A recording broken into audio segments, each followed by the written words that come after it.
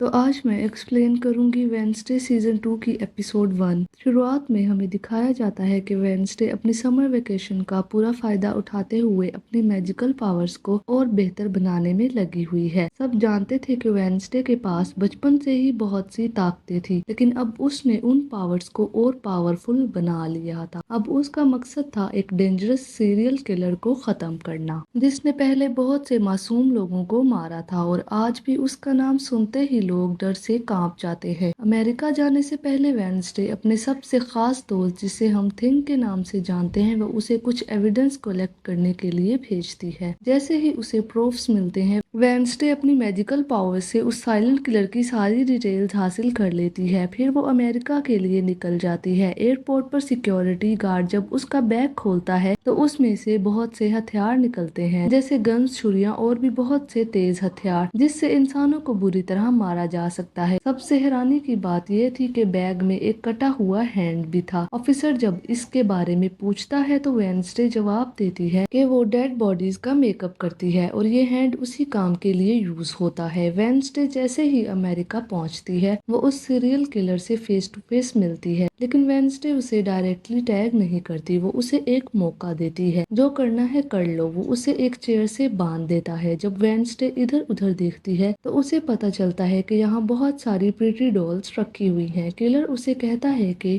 मैं तुम्हें मार कर इनकी तरह डॉल्स बना दूंगा, लेकिन वेडनेसडे अपने हाथ यानी थिंग को इशारा करती है और फिर वही होता है जो किलर ने कभी इमेजिन भी नहीं किया था। थिंग किलर पर ऐसा वार करता है कि वो उठ नहीं पाता, उसकी हालत बहुत बुरी हो जाती है। लेकिन वेडनेसडे को उस पर बिल्कुल भी तरस नहीं आता। बिना किसी रिग्रेट के वो उस सीरियल किलर को वही खत्म कर देती है। वो घर आकर उस जादुई बुक को खोलती है जिससे उसने सारी ताकतें सीखी थी और उन काले आंसुओं के निकलने की वजह जानने की कोशिश करती है, लेकिन किताब में इसके बारे में कोई जानकारी नहीं होती। आगे दिखाया जाता है कि एक आदमी एक कपल को किस करते हुए देख चुपके से उनकी तस्वीरें लेता है, लेकिन तभी अचानक कुछ कौवे उस पर हमला कर देते हैं। वो जल्दी से अपनी कार की तरफ भागता है और किसी को कॉल करके कहता है एविडेंस ओपन में सेव है। कॉल बंद होते वो देखता है वो काले कौवे फिर उस पर हमला कर देते हैं और उसे मार देते हैं। अगले दिन जब वेडनेसडे स्कूल जाने के लिए तैयार हो रही होती है तो उसकी मॉम उस पर नाराज हो जाती है। मॉम उससे कहती है कि उसने उसके साथ बिल्कुल भी टाइम स्पेंड नहीं किया। मॉम इस बात पर भी हैरान होती है, पहली बार वेडनेसडे खुद से स्कूल जाने में इतनी एक्साइटेड क्यों है। इस बार वेडनेसडे अकेली नहीं जा रही होती, फैमिली उसके भाई को भी उसी स्कूल में एडमिशन कराने ले जा रही होती है। रास्ते में वेडनेसडे अपने भाई को अपनी पावर्स कंट्रोल करना सिखाती है ताकि वो भी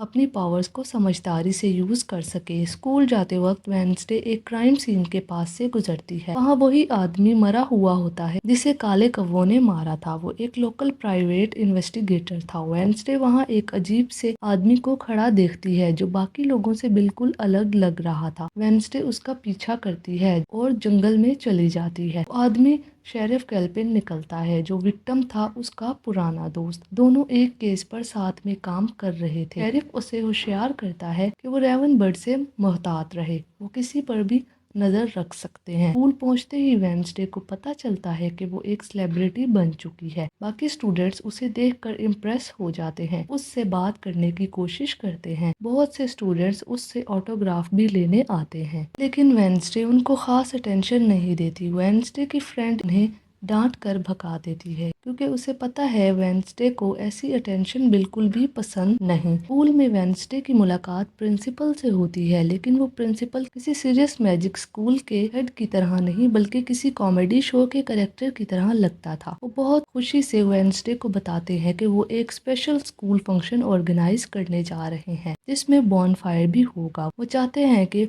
वेडनेसडे उस फंक्शन में स्टूडेंट ऑफ ऑनर बनकर आए, लेकिन वेडनेसडे को ना किसी पार्टी में इंटरेस्ट था ना ही किसी फंक्शन में, इसीलिए वो प्रिंसिपल को भी कोई खास इंटरेस्ट नहीं दिखाती। बाद में वेडनेसडे अपने रूम में जाती है जहां उसकी दोस्त उसका इंतजार कर रही होती है। उसकी दोस्त वेडनेसडे को एक गिफ्ट देती है और बदले में वेडनेसडे भी उसे अपने साथ लाया हुआ गिफ्ट देती है। वो गिफ्ट एक डॉल था। उसकी दोस्त कहती है ये डॉल बहुत अच्छी है, इसके बाल बहुत प्यारे हैं। वेडनेसडे कहती है ये बाल असली हैं, ये एक इंसानी बाल है। हैं। उस शॉकिंग जवाब के बाद एनिट समर हॉलिडे के बारे में बात करने के लिए काफी एक्साइटेड होती है, लेकिन वेडनेसडे को बिल्कुल फर्क नहीं पड़ता कि उसने छुट्टियों में क्या किया। फिर उसी दौरान एजेक्स वहाँ पे आ जाता है, लेकिन एनिट उससे बचने की कोशिश करती है। अपनी लाइफ में हो रहे सारे चेंजेस की वजह से एनिट को श्योर नहीं है कि उसे अभी भी एजेक्स पसंद है या नहीं, लेकिन उसे ये समझ नहीं आ रहा कि वो उसे ये बात कैसे बताए। फिर वेडनेसडे जैसे ही रूम का डोर खोलती है, एक अजीब इंसिडेंट होता है। दरवाजा खुलते ही एक एरो शूट होता है और सामने दीवार पर जाके लग जाता है। वहाँ उस एरो के निशाने पर और कुछ नहीं बल्कि वेडनेसडे की फोटो लगी होती है। बस यहीं से वेडनेसडे समझ जाती है कि उसका स्टॉकर सीजन 1 में भी उसके पीछे था, जो उसके ऊपर नजर रख रहा था, लेकिन वो ऐसी चीजों से बिल्कुल भी डरने वाली नहीं थी। उसने उन फोटोज को उठाया और कोशिश की कि वो उस स्टॉकर का फेस देख सके। जब वो अपनी पावर्स का इस्तेमाल करती है, एक बार फिर उसकी आंखों से वही ब्लैक टेयर्स गिरने लग जाते हैं, लेकिन इस बार भी उसे स्टॉकर का चेहरा ठीक से नजर नहीं आता। फिर वेडनेसडे को उसके पेरेंट्स के साथ दिखाया जाता है, जो उसे छोड़कर वापस जाने वाले थे, लेकिन उस वक्त एकेडमी के प्रिंसिपल वहां आते हैं और वेडनेसडे के पेरेंट्स को बताते हैं कि उसका क्लास फेलो जेवियर दूसरी एकेडमी में ट्रांसफर कर दिया गया है। प्रिंसिपल उन्हें एकेडमी के अंदर ही एक छोटा सा रूम देते हैं, जहां वो चाहें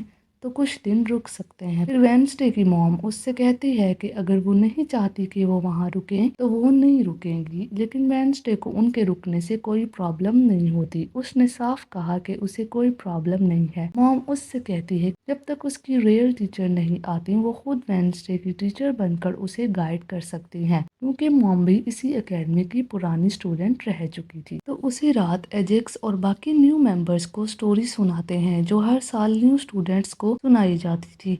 ये कहानी थी एक लड़के की जिसके पास था एक मेटल हार्ट। लेजेंड के हिसाब से वो लड़का पैदा होते ही बीमार पड़ गया था, लेकिन वो जीनियस था। उसने खुद के लिए अपना हार्ट डिजाइन किया था, लेकिन अफसोस वो हार्ट उसे गुजरते वक्त के साथ बदलने लगा। लड़का ठंडा होता चला गया। फिर उसने नेवर मोर में एडमिशन लिया और वहाँ उसने और भी ज्यादा डेंजरस इन्वेंशंस बनाई और नेवर मोर के सबसे ब्रिलियंट्स में से एक बन गया। लेकिन उसकी एम्बिशन ही उसकी मौत की वजह बनी और उसे स्कल ट्री के नीचे अनमार्क जगह पे दफन कर दिया गया। वेडनेसडे का छोटा भाई जब ये कहानी सुनता है तो वो बहुत इंस्पायर्ड हो जाता है। उसे लगता है कि वो भी कुछ बड़ा कर सकता है। फिर दिखाया जाता है उसी स्टॉकर को पहली बार क्लियरली, जो वेडनेसडे के पीछे पड़ा हुआ था। वो उसकी तस्वीरों को कलेक्ट कर रहा था और इस बार वो वेडनेसडे की फोटो से उसकी आंखें काट देता है। इधर वेडनेसडे रूम में आती है, लेकिन जैसे ही वो एनिट को अपने वुल्फ पैक के साथ वुल्फिंग आउट करते देखती है, वो अंदर नहीं जाती। वो म्यूजिक रूम में चली जाती है। वेडनेसडे का म्यूजिक उसी वक्त इंटरप्ट होता है जब वहाँ की न्यू म्यूजिक टीचर कैप्री आती है। कैप्री एक म्यूजिक जीनियस है। वो वेडनेसडे को मशवरा देती है कि उसे म्यूजिक को फील करना चाहिए और उसमें खो जाना चाहिए, लेकिन वेडनेसडे को कैप्री की ये एडवाइस बिल्कुल भी पसंद नहीं आती। वो वहाँ से चली जाती है।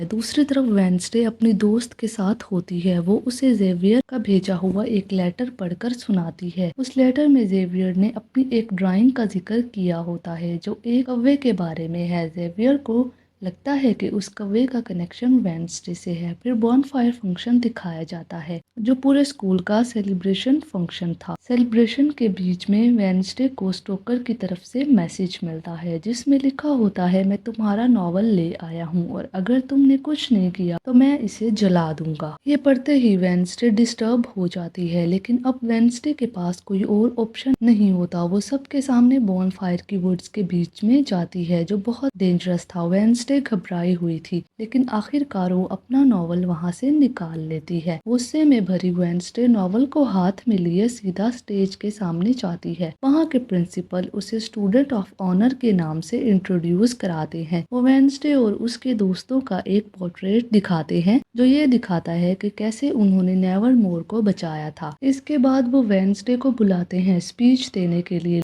लेकिन वेंसडे उस पोर्ट्रेट को जला देती है और कहती है कि वो कोई हीरोइन नहीं, वो एक सेल्फिश है। एनिट को लगता है कि ये उसने कुछ ज्यादा ही कर दिया। दूसरी तरफ वेंसडे का छोटा भाई क्लॉकवर्क हार्ट को गलती से ऑन कर देता है। जमीन से ज़ोंबी जैसे दिखने वाला मॉन्स्टर बाहर निकलता है और वो डर से उसे देखता रहता है। एपिसोड के एंड में एनिट वेंसडे को रिलैक्स करने की कोशिश करती है। जैसे वो वेंसडे के शोल्डर पर हाथ रखती है, उसे एक साइन मिलता है। वेंसडे इस बार एनिट की ग्रेव देखती है और उसका गोस्ट उसे इस बात का जिम्मेदार ठहराता है। यहीं पे एपिसोड नंबर 1 का एंड होता है, एक न्यू मिस्ट्री के साथ और एक न्यू चैलेंज के साथ।